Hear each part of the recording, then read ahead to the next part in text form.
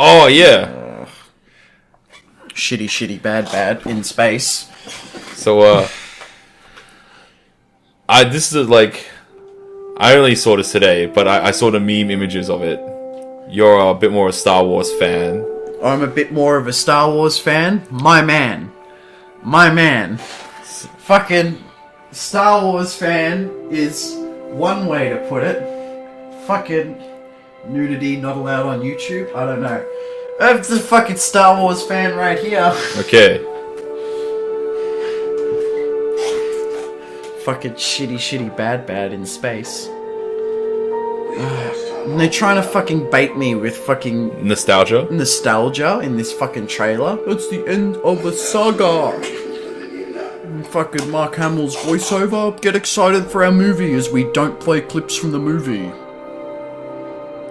Now they're finally up to this shit.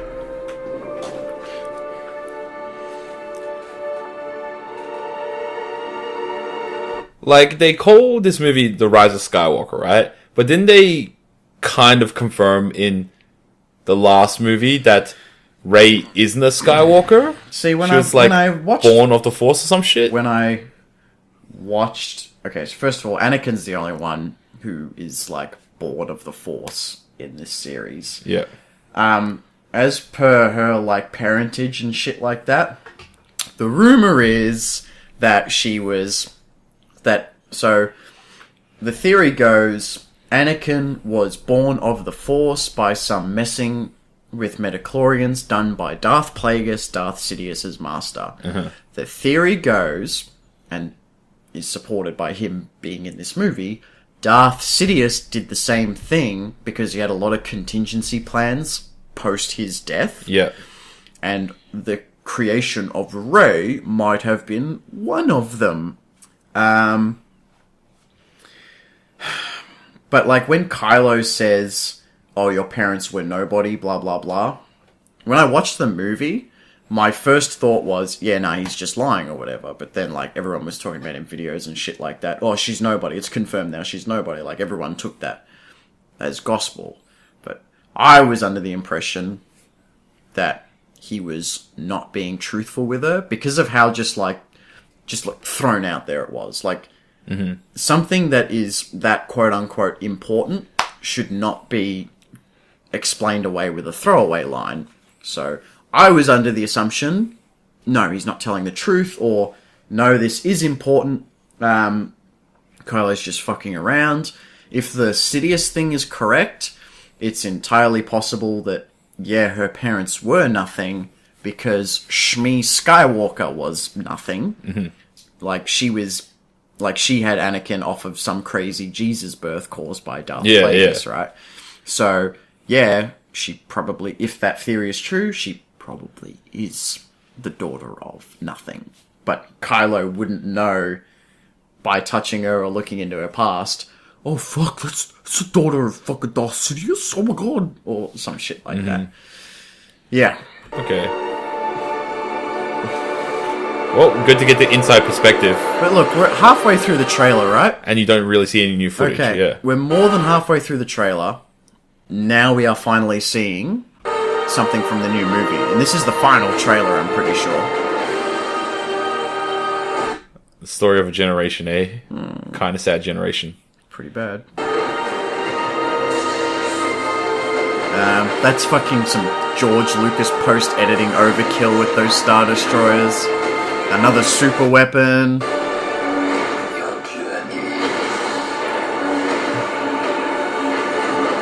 fighting on some water planet. So, that planet of water is supposedly some place on some planet where the Death Star crashed after it exploded. Because, like, they're gonna visit the ruins of the second Death Star.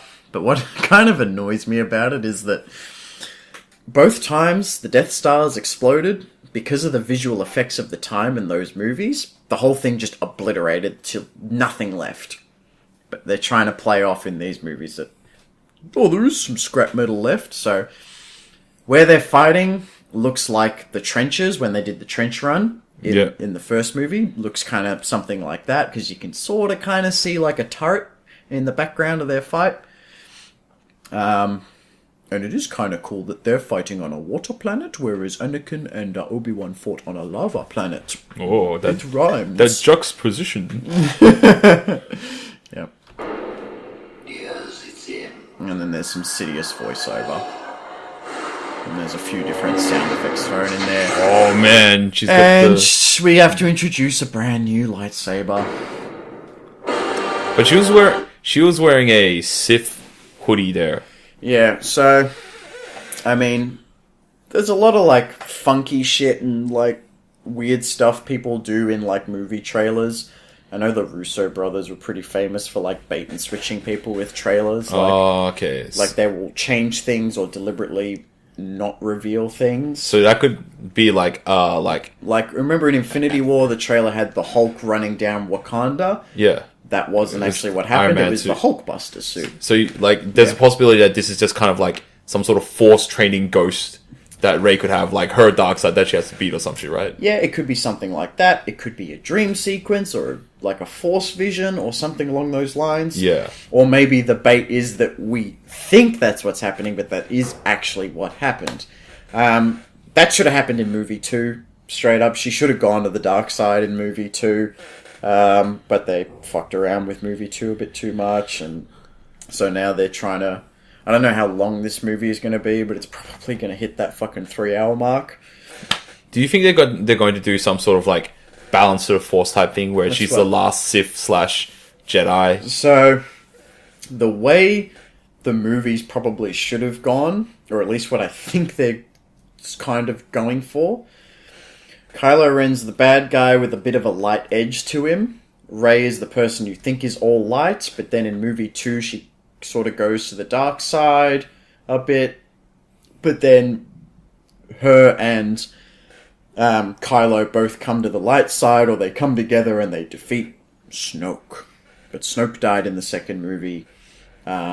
Rey didn't really go to the dark side at the end of the second movie. Like, she toyed with it a little bit, but she rejected it at the very end of the movie. And now they're trying to play that up again in this movie and go, look, she might be a bad guy. A lot of people are talking shit about her lightsaber right now, which they do pretty much any time a new lightsaber gets introduced, except for, like, Darth Maul. So, the crossguard lightsaber, people gave that a lot of shit, but... Real talk, the crossguard lightsaber is perfectly fine. Makes enough sense to me. A lot of people think if you just, like, cut off those metal bits... That it's like... That you would just... There's no laser inside, yeah. Yeah, but, like, there's laser under those metal bits. Yeah. So that doesn't really work. As for her lightsaber, like, she turns it on and it flicks open. So that's a design feature that's been in Star Wars before that's not been implemented by this movie. That lightsaber was in both the Clone Wars cartoon and in Rebels. There was a character called Pong Krell in the Clone Wars cartoon who was this four-armed Jedi from some fuck-off race I don't know the name of. And he carried 2 double-sided lightsabers. Double-sided lightsabers. He's got 4 arms, and he was... Oh, okay. He was a really sick Jedi, but they folded up neatly on the side. Yeah. Which I think is a perfectly fine, perfectly acceptable whatever. Rey's lightsaber does that as well, but she lights it up while it's not folded, while it's folded up, and hitting someone with 2 blades is... Not that much different. Yeah, than hitting someone with 1 blade. So I really hope to God she doesn't swing around this double-bladed fucking thing. I remember, like, I was watching this video from Shadowversity, who's an Aussie guy who talks about swords and historical fighting. And shit Queenslander, I think. Yeah. Yeah, he talked about that weapon. He did bring up a point where, like, he talked about there was no... like, double-bladed swords in any form of history. Because they're like, pointless. I would argue, like, you could probably argue the trident, but that's kind of like a pokey thing. It's different. As far as swords go, he mentioned there was like a manga that there was a character who had two swords or something like that. But he also... Oh yeah, like I remember it's in like Rurouni Kenshin. Yeah. Yeah, supposedly if you slice them two parallel scars from nearby, it's really difficult to stitch it together apparently. Yeah. But so first of all, that adds almost twice the weight to a weapon. Really bad for steel swords and shit like that. No problem for lightsabers because light doesn't weigh anything. Yeah, lightsabers don't weigh anything. So her lightsaber literally weighs as much as any other lightsaber in the canon. Not a hell of a lot more than your normal just swingy hitty stick. Yeah. Like when it comes to swords, there was a game theory episode about like Wolverine's claws versus Laura's fucking claws. Yeah. Because she had 2 and he had 3. So the argument was because he has 3 blades, although yes, they're adamantium and they cut through just about fucking everything anyway.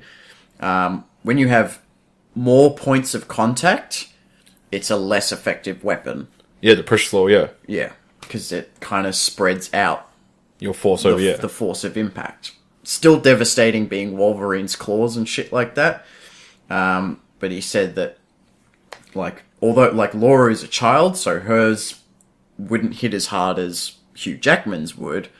She also has 1 fucking claw on her foot. Yeah, yeah. And so she can kick with enough force with a single adamantium blade to actually have a better weapon than Wolverine's claws. Yeah, especially because legs are way stronger than your arms, yeah.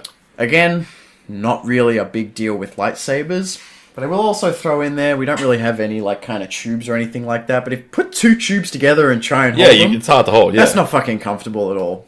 And it does look kind of goofy when it folds down. And also, based on my knowledge of lightsaber designs, kyber crystals being a focus lens and shit like that, that shouldn't work anyway, because it would have to, like, bend around. What happens if there's 2 crystals, like one on each side of the handle? So, I think it's they fucking have a lot of deep canon about how fucking lightsabers work and shit the crystals like that. And shit, yeah. So Kylo Ren has 1 cracked crystal right where the three things, the split. things come out. So it hits it, and then it goes out the 2 exhaust pipes, and that's how he gets that design. I think Darth Maul. This is actually extended universe now, so it's not really canon. Darth Maul supposedly had 4 kyber crystals in his lightsaber. So it's possible he did have that. The thing about kyber crystals, but is they're really fucking rare. They're really, really hard to come by in Star Wars canon nowadays. Back in prequel times, they were fucking everywhere. And look how many Jedi there were for one thing, but they also used to mine it off all these different planets. Jeddah being one of them, Ilum being the other one. They used a shitload of kyber crystals to build the Death Stars. And they've also been outlawed. They were outlawed by the Empire. So a normal person could not own them. Shit like that. So, like, there's just some fucking tidbits I can throw in there. So I don't think she's built a lightsaber with 4 kyber crystals. And they won't even talk about it in the movie. They'll probably just throw it in a fucking novel or some shit like that she built, that she meditated on her lightsaber and built it with 4 of 20 fucking kyber crystals. 420 crystals. So when Luke got his replacement lightsaber in Return of the Jedi... Because his was originally green and then it went blue? No, his was blue because he had Anakin Skywalker's lightsaber. Okay. He inherited that because Obi-Wan gave it to him. Your father wanted you to have this. He lost it in Empire Strikes Back. When his hand got chopped off. He dropped it into a fucking, like, dumpster chute that launched it into a gas giant, and then it somehow turned up in Maz Kanata's castle. He built a new lightsaber modeled off Obi-Wan Kenobi's, but with a green kyber crystal in there. You're probably thinking, how the fuck did he get that? Well, he got that from Obi-Wan's, like, hut in the desert. He went back to Tatooine, and he found a lightsaber in there. That was more than likely Qui-Gon Jinn's lightsaber. Oh. He had a green lightsaber. So that's what fucking... So Luke got another lightsaber, mostly by lucking out. If you go by the cartoons, so I was really into Rebels for a while. Ezra Bridger, who's like the main character of that series, love him or hate him, he's the main character. He got his kyber, like, for a lot of the series, he didn't have a lightsaber. He had to practice with this other character's lightsaber because they're really hard to come by. He was given his kyber crystal through a force vision of Yoda within a Jedi temple. Okay. So it's not like you just stumble across these fucking things. And it seems like what I'm led to believe is that the ones they do come across are volatile. That's why Kylo's cracks and shit like that. Yeah, it's not like But it's a smooth beam. Yeah. Hers also cracks and whatever else. There's also a little bit of lore into how a lightsaber becomes red. So it used to be they were synthetic crystals. They were made. Oh, that the Sith produce. Yeah. So they don't naturally come in the color red. They'll come in purple. They'll come in green. They'll come in blue or whatever. They changed that in the canon. So now, fucking Star Wars talk, lost all our viewers, or one of them. So now, to get a red lightsaber, a Sith will pour his emotion into it. Yeah, it's channeling hate, right? And bleed the crystal. And that's what turns it red. So it's suggested that another character from the cartoons, Ahsoka Tano, who fucking great character, by the way, I love her so much, she has completely like white-grey lightsabers. She didn't just stumble across white-grey lightsabers, she didn't stumble across any lightsabers. To get those, she killed some of the Inquisitors, who were like Vader's like Jedi hunting agents. Yeah. She defeated 2 of them and took the crystals out of their lightsabers, but they were red. But through using them, because she's like a grey Jedi, like she left the Jedi Order, but she's not a Sith, she doesn't believe in the dark side, shit like that, they went grey, which is to signify she's a grey Jedi, or she's the one in the middle, or whatever else. Just a little bit of fun Star Wars lore for all the people out there. There are some pretty cool and interesting stuff in there, but they do not come from the movies. The movies are depressingly bad right now, and I am actually not planning on seeing this movie. Interesting.